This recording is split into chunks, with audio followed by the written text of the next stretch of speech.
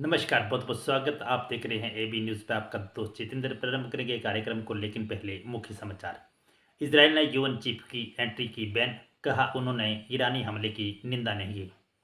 प्रशांत किशोर के दल का नाम जन स्वराज पार्टी, मनोज भारती कार्यकारी अध्यक्ष बनाए गए। हेलीकॉप्टर क्रैश, उड़ते उड़ते जमीन पर आकर गिरा, 3 जिंदा जले। मोदी ने हरियाणा जम्मू कश्मीर के चुनावों में हिमाचल की बात, लेकिन आपदा में नहीं दी फूटी कौड़ी। 56 साल बाद मिले 4 सैनिकों के अवशेष 1968 के प्लेन क्रैश में हुए थे शहीद। अवैध अतिक्रमण, तोड़फोड़ और मुआवजा, सार्वजनिक संपत्ति और पर्सनल मकान का अंतर। दलित वोट बैंक को लेकर महाभारत, चिराग पासवान ने मंत्री पद छोड़ने तक की दे दी चेतावनी। धुंधी के समीप भूस्खलन होने से 12 घंटे बंद रहा मनाली लेह मार्ग। गांधी जयंती पर कंगना रनौत की पोस्ट पर विवाद, लिखा देश के पिता नहीं लाल होते हैं, नीचे लाल बहादुर शास्त्री की लगाई फोटो। सड़क दुर्घटना रोकने को विशेष अभियान, 290 नशेड़ी ड्राइवर गिरफ्तार, 483 के होंगे लाइसेंस रद्द। 8 अक्टूबर तक जारी रहेगा अभियान। अब समाचार विस्तार से। लेबनान के दक्षिणी इलाके में इजराइल और हिजबुल्लाह के बीच जारी जमीनी लड़ाई में बुधवार को इजरायली सेना 2 किलोमीटर अंदर मरून अल रस गांव तक पहुंच गई। बीबीसी के मुताबिक यहां इजरायली सैनिकों की हिजबुल्लाह के लड़ाकों से मुठभेड़ हुई। आमने सामने की इस लड़ाई में अब तक इजराइल के 2 सैनिकों की मौत हुई है, जबकि 18 घायल हुए हैं। इजराइल लेबनान में हिजबुल्लाह, गाजा, हमास, ईरान और यमन के हुतियों से लड़ाई लड़ रहा है। मंगलवार रात ईरान ने इजराइल पर 200 बैलिस्टिक मिसाइल दागी थी। हालांकि इजराइल के मुताबिक ईरान ने उस पर 180 मिसाइलों से हमला किया था। इजरायली डिफेंस फोर्स ने बताया कि हमला मोसाद हेडक्वार्टर, नेवातिम एयरवेस और तेल नोव एयरवेस को निशाना बनाया गया। ईरान के हमले के बाद इजराइल ने यूएन एंटोनियो गुटेरेस के इजराइल आने पर रोक लगा दी। न्यूज़ एजेंसी राइटर्स के मुताबिक इजराइल के विदेश मंत्री ने कहा कि यूएन चीफ ईरान के हमलों की निंदा नहीं की है, जिसके बाद यह फैसला लिया गया। अगली खबर, जन स्वराज अभियान के सूत्रधार प्रशांत किशोर के दल का नाम जन स्वराज पार्टी होगा और मनोज भारती जन स्वराज पार्टी के पहले नेता बनाए गए हैं। प्रशांत किशोर ने दल के कार्यकारी अध्यक्ष के तौर पर मनोज भारती का नाम का ऐलान करते हुए कहा कि मार्च में चुनाव के जरिए नए अध्यक्ष का चुनाव होगा। अगले 1-2 दिन में पार्टी के नेतृत्व परिषद का गठन करके नाम की घोषणा कर दी जाएगी। प्रशांत किशोर के ऐलान के साथ नई पार्टी का आगमन हो गया है। पटना में वेटनरी कॉलेज मैदान में प्रशांत किशोर ने यह ऐलान किया। पीके ने मौजूद लोगों से पूछा कि नई पार्टी का नाम जन स्वराज अच्छा है ना। लोगों ने इसका समर्थन किया। प्रशांत किशोर ने बताया कि चुनाव आयोग ने उनकी नई पार्टी को मान्यता दे दी है। अगली खबर, महाराष्ट्र के पुणे से एक बड़ी खबर सामने आई है। यहाँ बुदुक इलाके में एक हेलीकॉप्टर दुर्घटनाग्रस्त हो गया। इस हेलीकॉप्टर क्रैश में 3 लोग मारे गए। हेलीकॉप्टर पहाड़ी इलाके में क्रैश हुआ। हिजबड़ी पुलिस के कंट्रोल रूम में सूचना के बाद मौके पर पुलिस और अधिकारी पहुंचे। पिछले महीने भी यहां एक हेलीकॉप्टर क्रैश हुआ था। इमरजेंसी सर्विस की स्थिति का आकलन करने और क्रैश से प्रभावित लोगों को निकालने के लिए टीम पहुंची है। पिपड़ी चिचवाड़ के एक पुलिस अधिकारी ने बताया कि पुणे में जिले में बादवन के पास एक हेलीकॉप्टर दुर्घटनाग्रस्त में 2 लोगों के मारे जाने की आशंका है। अधिक विवरण की प्रतीक्षा है। हिजवाड़ी पुलिस थाने के वरिष्ठ निरीक्षक कन्हैया थोराट ने बताया कि बादवन इलाके में एक हेलीकॉप्टर दुर्घटनाग्रस्त हुआ। प्रारंभिक जानकारी के मुताबिक 3 लोगों के मारे जाने की पुष्टि है, आशंका है, लेकिन हेलीकॉप्टर को सटीक पहचान और स्वामित्व वाली पुष्टि जाननी बाकी है, क्योंकि यह अभी आग की लपटों से घिरा हुआ है। अगली खबर, हिमाचल प्रदेश के मुख्यमंत्री सुखविंदर सिंह सुक्खू ने बुधवार को हरियाणा के पंचकुला विधानसभा क्षेत्र में चुनाव प्रचार किया। कांग्रेस उम्मीदवार चंद्रमोहन बिश्नोई के पक्ष में वरवाला बस स्टैंड पर चुनावी जनसभा को संबोधित करते हुए सुक्खू ने प्रधानमंत्री नरेंद्र मोदी पर पलटवार किया। हरियाणा व जम्मू कश्मीर के चुनावों में प्रधानमंत्री हिमाचल प्रदेश की चर्चा कर रहे हैं। उन्हें चुनाव में ही हिमाचल की याद आती है। बीते वर्ष प्रदेश में आई भयंकर आपदा में केंद्र सरकार ने फूटी कोड़ी नहीं दी। आत्मनिर्भर बनने जा रहे हिमाचल के बारे में भाजपा नेता सच छिपाकर गलत तथ्य पेश कर रहे हैं। प्रधानमंत्री को जो तथ्य हिमाचल भाजपा के नेताओं ने दिए थे वे सही होते तो अच्छा होता। चुनावों में बड़े बड़े नेता आते हैं, बड़ी बड़ी बातें करते हैं, लेकिन सच नहीं बताते। मुख्यमंत्री ने कहा कि 20 महीने पहले हिमाचल में कांग्रेस सरकार बनी। इस छोटे से कार्यकाल ने हमने अपनी 10 गारंटियों में से 5 गारंटियां पूरी कर दी हैं। 1.36 लाख कर्मचारियों अधिकारियों को पहली कैबिनेट ने ओल्ड पेंशन स्कीम का लाभ दिया। यह फैसला राजनीतिक लाभ के लिए नहीं, कर्मचारियों की सामाजिक सुरक्षा के लिए है। जिसे 3,000 रुपये पेंशन मिल रही है, उसे अब 30,000 रुपये मिल रहे हैं। महिलाओं को 1,500 रुपये प्रति माह इंदिरा गांधी सुख सम्मान निधि योजना के माध्यम से शुरू की है। क्वालिटी एजुकेशन के लिए हर विधानसभा में Rajiv Gandhi day boarding school बना रहे हैं। पहली कक्षा से इंग्लिश मीडियम शुरू की जाएगा। युवाओं को रोजगार के 680 करोड़ रुपए की राजीव गांधी स्टार्टअप योजना शुरू कर दी है। दूध और प्राकृतिक खेती से उत्पन्न गेहूं व मक्का पर एमएसपी देने वाला हिमाचल पहला राज्य है। गाय के दूध को 45 रुपये और भैंस के दूध को 55 रुपये प्रति किलोग्राम के हिसाब से सरकार खरीद रही है। गेहूं को 40 रुपये और मक्का को 30 रुपये प्रति किलोग्राम के हिसाब से सरकार खरीदेगी। अगली खबर, भारतीय सेना के एक अभियान ने हिमाचल प्रदेश के लाहौल घाटी के 1968 में दुर्घटनाग्रस्त हुए AN-12 विमान के मलबे से 4 सैनिकों के अवशेष बरामद हुए हैं। यह विमान भारतीय वायुसेना का था और इसमें 102 सेना के जवान सवार थे। यह विमान चंडीगढ़ से लेह की नियमित उड़ान पर था जब दुर्घटना का शिकार हुआ। लाहौल स्पीति जिले के पुलिस अधीक्षक मयंक चौधरी ने इसकी पुष्टि की है। इस खोज की जानकारी सैटेलाइट फोन के माध्यम से सेना के अभियान दल से प्राप्त हुई। यह दल मंगलवार शाम शव लेकर लोसर पहुंचा। यह दल लाहौल स्पीति दूरस्थ और कठिन क्षेत्र CV-13 के पास बाटल में पर्वतारोहण अभियान चला रहा था।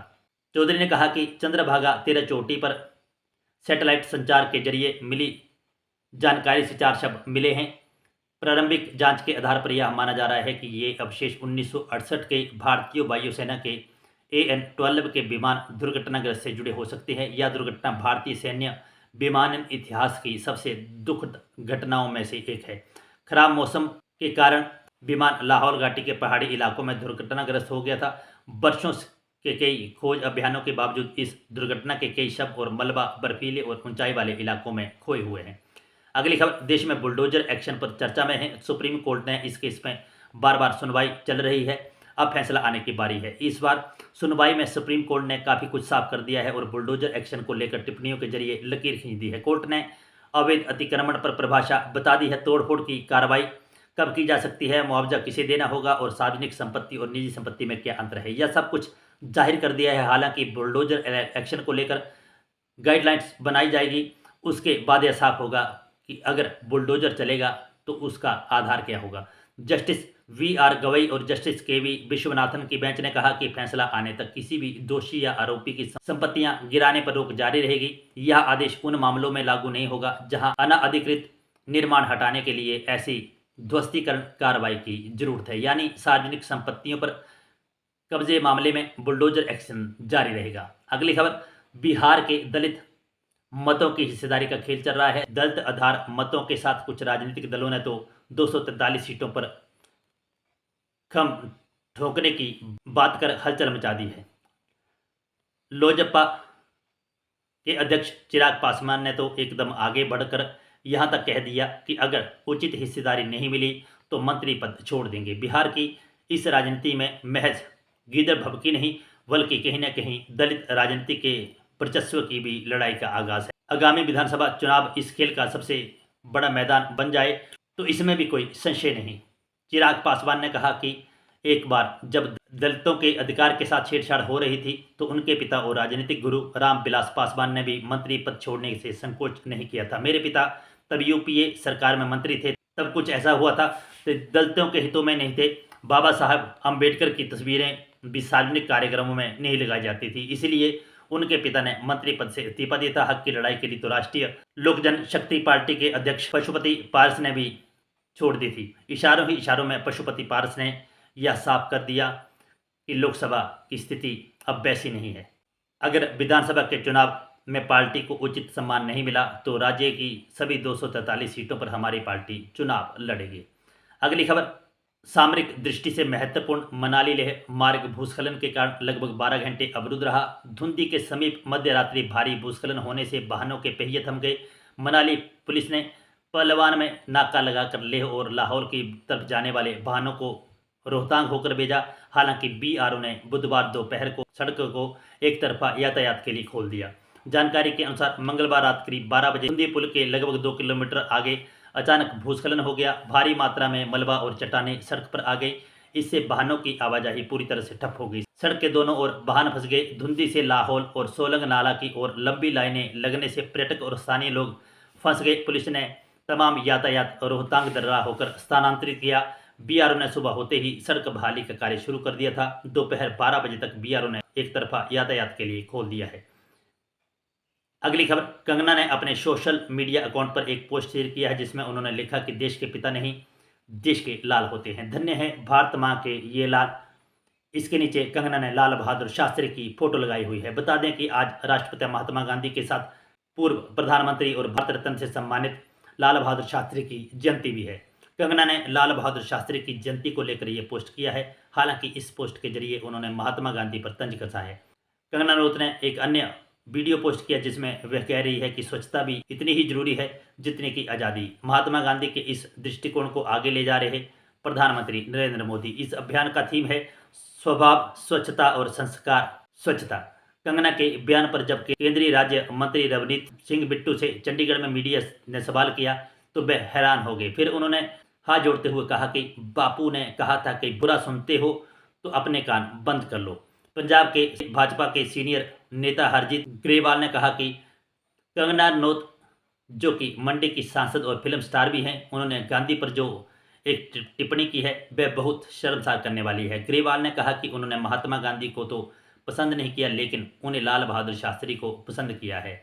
उनकी विचारधारा गोडसे वाली है। अगली खबर, हिमाचल प्रदेश पुलिस द्वारा प्रदेश में नशे के कारण होने वाली दुर्घटना को कम करने के लिए राज्यव्यापी अभियान चला हुआ है। 24 सितंबर से शुरू हुआ यह अभियान 8 अक्टूबर तक जारी रहेगा। इस दौरान पुलिस ने मोटर वाहन अधिनियम का उल्लंघन करने वाले 290 लोगों को गिरफ्तार किया है, जबकि पुलिस ने 483 लोगों के लाइसेंस रद्द करने का आग्रह किया है। हिमाचल प्रदेश के डीजीपी अतुल वर्मा ने बताया कि अभियान का प्रथम चरण 24 सितंबर 1 अक्टूबर 2024 तक चला, जिसमें प्रदेश भर से पुलिस ने 46,901 वाहनों की जांच की। इस दौरान पुलिस ने शराब पीकर वाहन चलाने वाले 1246 लोगों के चालान किए। शराब पीकर वाहन चलाने वाले मोटर वाहन अधिनियम की धारा 202 के तहत 290 व्यक्तियों को गिरफ्तार किया है, जबकि 24 सितंबर से पहले पूरे चालू वर्ष में मात्र 51 लोगों की गिरफ्तारी हुई थी। वहीं विशेष अभियान के एक सप्ताह में प्रदेश भर में पुलिस ने 483 ड्राइविंग लाइसेंस रद्द करने की संस्तुति की है कि यह लोग मोटर वाहन अधिनियम का उल्लंघन कर रहे हैं, इनके लाइसेंस रद्द किए जाएं। तो बंधुओं, ये थे आज के कुछ अहम समाचार जो हमने आपके साथ साझा की। खबरें पसंद आई हो तो लाइक और शेयर करें। जो दोस्त हमारे साथ नहीं जुड़े हैं वे हमारे यूट्यूब और फेसबुक पेज को लाइक और फॉलो भी करें। इन्हीं शब्दों के साथ फिलहाल के लिए बस इतना ही। बने रहे अखंड भारत के साथ। जय हिंद, जय भारत, जय हिमाचल।